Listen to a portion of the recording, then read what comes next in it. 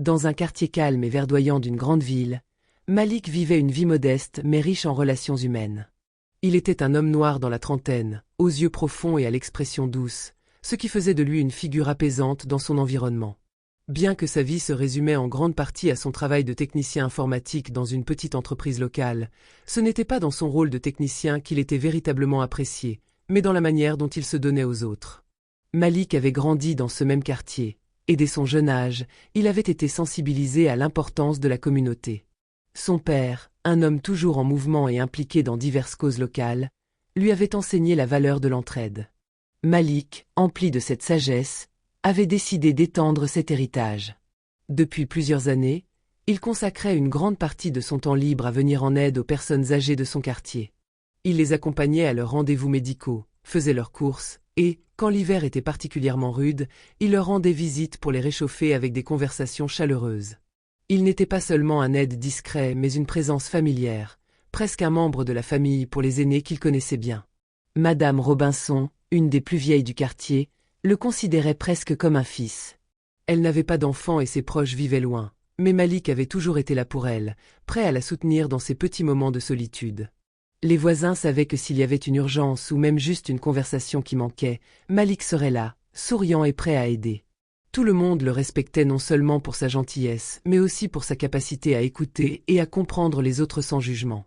C'était un homme dont la réputation était construite sur des actes de bienveillance continue. Un après-midi, alors que le soleil déclinait doucement et baignait les rues de lumière dorée, Malik se rendait à l'épicerie locale pour acheter quelques provisions quand il aperçut Madame Robinson au bout de la rue, tentant péniblement de traverser la chaussée avec 2 sacs de courses bien plus lourds qu'elle n'aurait dû emporter. Elle était fragile, sa démarche hésitante, mais sa volonté restait indomptable. Malik n'hésita pas une seconde. Il se dirigea vers elle, un sourire rassurant aux lèvres. « Laissez-moi vous aider, Madame Robinson », dit-il en s'approchant d'elle. Elle leva les yeux et, dans un sourire lumineux mais fatigué, lui répondit « Merci, Malik, mais je n'aime pas déranger. » Mais Malik, insistant et doux à la fois, prit les sacs, et sans plus de résistance de sa part, la raccompagna chez elle. Ils parlèrent en chemin, comme toujours, de tout et de rien. Elle évoquait sa jeunesse, ses souvenirs de famille et la vie de quartier, tandis que Malik, attentif et respectueux, l'écoutait avec patience. Lorsqu'ils arrivèrent à sa porte, Madame Robinson le remercia chaleureusement. Mais en lui serrant la main, elle ajouta, presque dans un murmure, « Je ne peux jamais te remercier assez, Malik. Tu es un homme de cœur. On ne trouve pas beaucoup de gens comme toi. » Ces mots, prononcés avec une telle sincérité, semblaient lourds de sens, mais Malik n'y prêta pas une grande attention. Il se contenta de sourire et lui souhaita une bonne soirée, ignorant que cette simple interaction allait en effet changer sa vie d'une manière qu'il n'aurait jamais pu imaginer.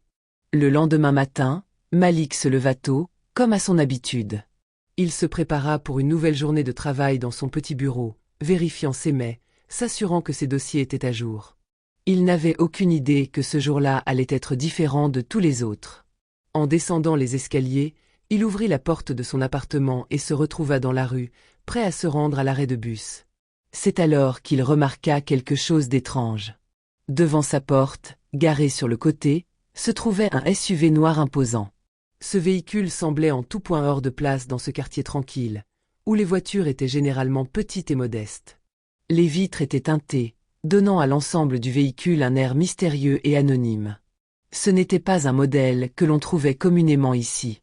De plus, il était là depuis un certain temps, immobile, comme s'il attendait quelqu'un ou quelque chose. Malik s'arrêta un instant, observant le SUV avec un regard scrutateur. Son cœur s'accéléra. Pourquoi un véhicule aussi imposant serait-il garé ici, devant sa porte? Il balaya la rue du regard, mais aucun autre signe de vie ne perturbait la tranquillité habituelle du quartier. Pas une seule âme ne semblait être à la recherche de cet étrange véhicule. Il secoua la tête pour chasser cette pensée inquiétante. Peut-être était-ce simplement un voisin avec une voiture plus chère que d'habitude, ou un client perdu. Il haussait les épaules et se dirigea vers l'arrêt de bus, mais quelque chose en lui continuait à le déranger. La question persistait. Qui conduisait ce SUV, et pourquoi était-il là, devant chez lui? Malik prit le bus ce matin-là, mais son esprit ne cessa de vagabonder. La journée se déroula comme d'habitude, mais chaque fois qu'il croisa un regard, ou qu'il entendit un bruit dans la rue, son esprit revenait à ce SUV noir. Pourquoi le temps semblait-il suspendu autour de ce véhicule? Et pourquoi avait-il cette sensation étrange qu'il était observé, épié, peut-être même suivi? Malgré ses efforts pour se concentrer sur son travail, la question revenait sans cesse. Ce SUV ne faisait aucun sens, et pourtant, il savait dans son fort intérieur que ce n'était pas un simple hasard. Quelque chose allait changer, et cette rencontre, aussi banale en apparence qu'elle puisse être, était un point de bascule dans sa vie. Lorsque Malik rentra chez lui ce soir-là, il se retrouva une fois de plus face au SUV noir. La voiture imposante, toujours garée à la même place devant son appartement, semblait attendre quelque chose, ou plutôt quelqu'un. Cette fois, cependant, quelque chose avait changé. À travers la vitre teintée, Malik distingua une silhouette mouvante. Elle était rapide, fluide, presque irréelle. Il n'eut que quelques secondes pour la saisir avant qu'elle ne disparaisse, comme une ombre qui se glissait au gré du vent. Un frisson traversa son échine, son cœur battant plus fort dans sa poitrine. Malik s'arrêta un instant, ses yeux scrutant la rue silencieuse. Les rues du quartier étaient normalement tranquilles à cette heure, les bruits de la ville étouffés par la fraîcheur du soir, mais aujourd'hui, tout semblait différent. L'air semblait chargé, une tension palpable flottait autour de lui, comme une menace invisible qui le suivait à chaque pas. Il ne savait pas pourquoi, mais une peur sourde s'insinuait dans ses pensées. Ce SUV, cette silhouette, tout cela n'était pas un hasard. Mais pourquoi lui? Pourquoi maintenant? Il se dirigea prudemment vers sa porte, jetant un coup d'œil inquiet autour de lui, comme pour s'assurer qu'il n'était pas suivi. Mais la rue semblait aussi calme que toujours, et pourtant, cette tranquillité n'était plus qu'une illusion. Un sentiment étrange, presque surnaturel, l'envahit. Chaque mouvement semblait plus lourd, plus lent, comme si le temps lui-même avait décidé de suspendre son cours autour de lui. C'est alors que, dans le silence lourd de la rue, la fenêtre du SUV se baissa lentement, comme une invitation silencieuse, une porte qui s'ouvre sur un autre monde. Malik s'arrêta net, le cœur au bord des lèvres. Une voix, grave et dénuée d'émotion, émana du véhicule, presque mécanique. « Tu es Malik, n'est-ce pas ?» La question n'était pas un hasard, il le savait. C'était une affirmation déguisée, une reconnaissance. Une reconnaissance qui ne venait pas de quelqu'un qu'il connaissait. Malik hésita un instant. Son esprit s'embrouillait. Pourquoi lui? Pourquoi maintenant? Il respira profondément avant de répondre, sa voix trahissant une légère nervosité. « Oui, c'est moi. »« Qui êtes-vous » Le silence qui suivit était lourd, trop lourd. Aucun bruit, aucun souffle. Puis, la voix reprit, cette fois plus claire, plus précise, mais toujours aussi dépourvue de chaleur humaine. « Nous avons vu ce que tu as fait pour Madame Robinson hier. » Les mots étaient simples, mais le ton était particulier, étrange, presque menaçant. Malik se figea, les souvenirs de l'après-midi précédent surgissant en lui. L'image de Madame Robinson, fragile mais si pleine de vie malgré les années, réapparut dans son esprit. Il ne comprenait pas. Pourquoi est-ce que cela avait de l'importance? C'était juste un petit geste de gentillesse. Juste l'acte d'aider une vieille dame à porter ses courses, rien de plus. « Que voulez-vous » demanda-t-il, son ton désormais plus ferme, bien que l'inquiétude ait pris racine dans sa poitrine. Un frisson glacé lui parcourut l'échine. La peur grandissait, mais il refusait de se laisser submerger. Pas encore. Le silence ascertaignissa. Malik n'arrivait pas à saisir la situation, mais son instinct lui disait qu'il ne fallait pas baisser sa garde. Enfin, après ce qui parut une éternité, la porte du SUV s'ouvrit lentement, brisant la tension pesante qui avait envahi la rue.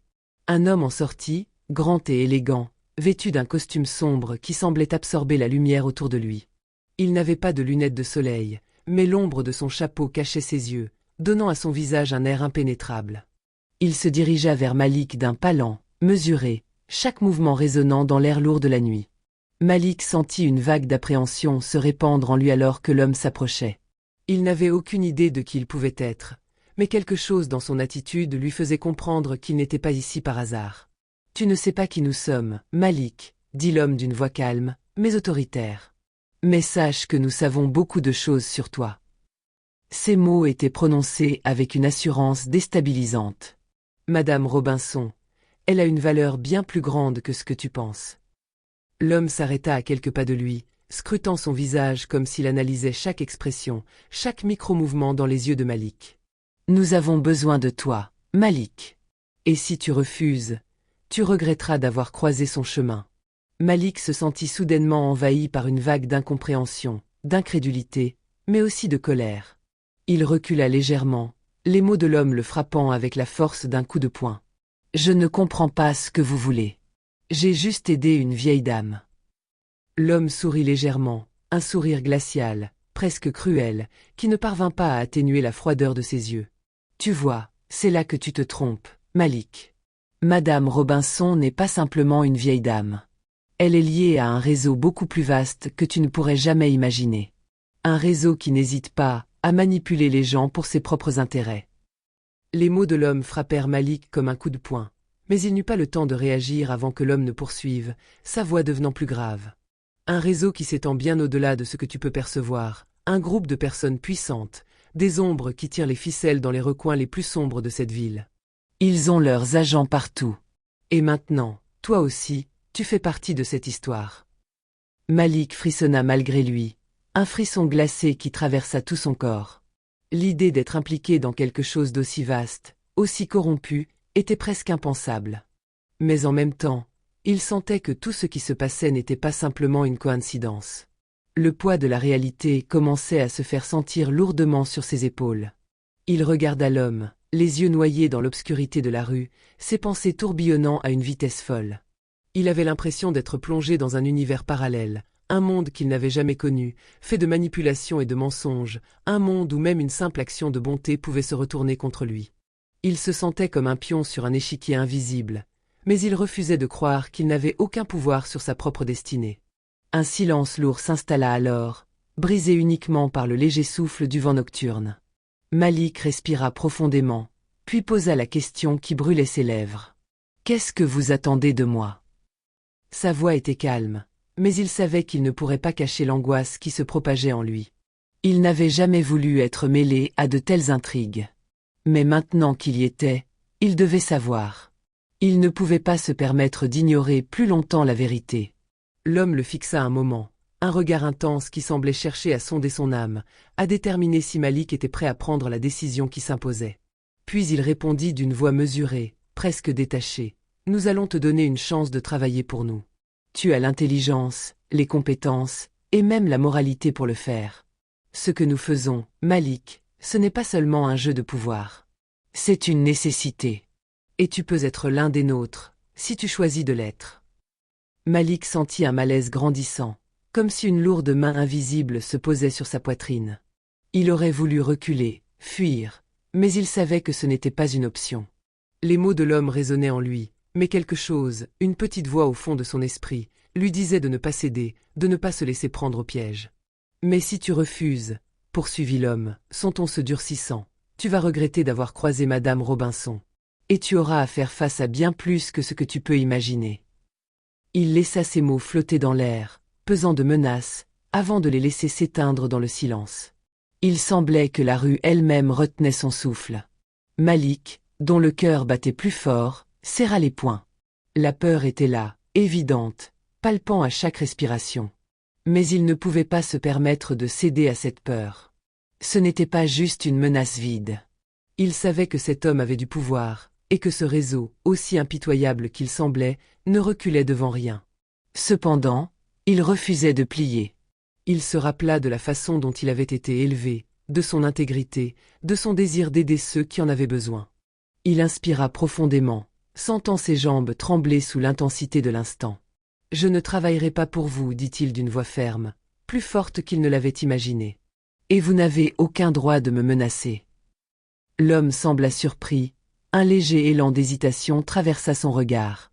Mais il se redressa lentement, retrouvant toute la hauteur et l'autorité de son statut. « Tu as fait ton choix, Malik, dit-il, son ton devenu plus froid, presque amusé par la résistance de Malik.